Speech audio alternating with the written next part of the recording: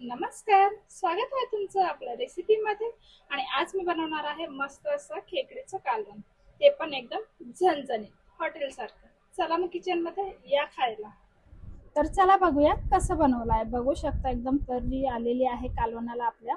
आणि मस्त असं टेस्टी पण खूप छान झालेलं होतं. हे बघा, बघू शकता.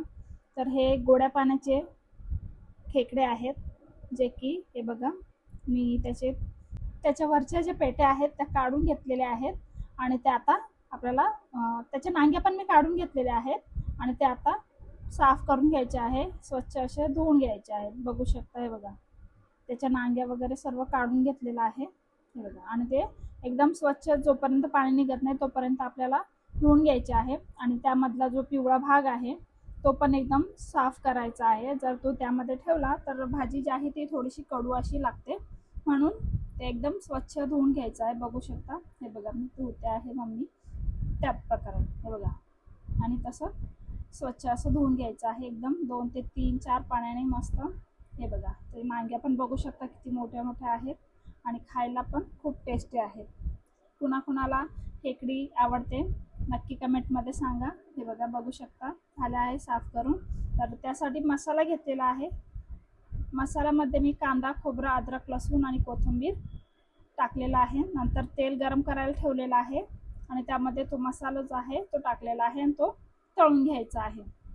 हे बघा, त्यामध्ये दोन टोमॅटोची प्युरी आहे ती टाकायची आहे. आणि नंतर काळा घरचा मसाला आहे, लाल तिखट, हळद, मीठ असं त्यामध्ये टाकून सर्व असं व्यवस्थित तळून घ्यायचं आहे.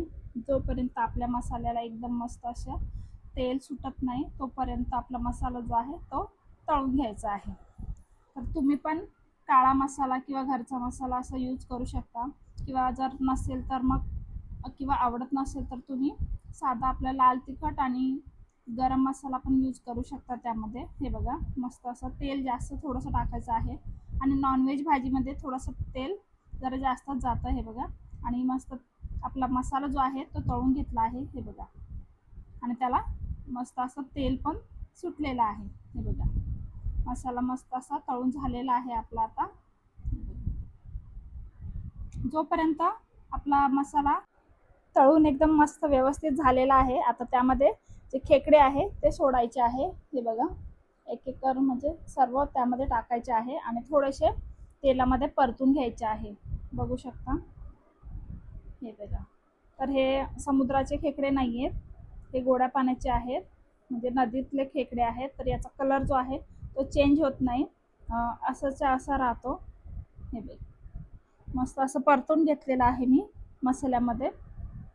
आणि परतवल्यानंतर आपल्याला 2 मिनिटानंतर त्यामध्ये आपल्याला पाणी टाकायचं आहे. तर पाणी बॉईल करूनच टाकायचं आहे, जेणेकरून तर्री पण खूप छान येते आणि त्याची टेस्ट जी आहे ती खूप छान लागते आणि जशीच्या तशी टिकून राहते टेस्ट. म्हणून शक्यतो त्यामध्ये गरम पाणीच होता.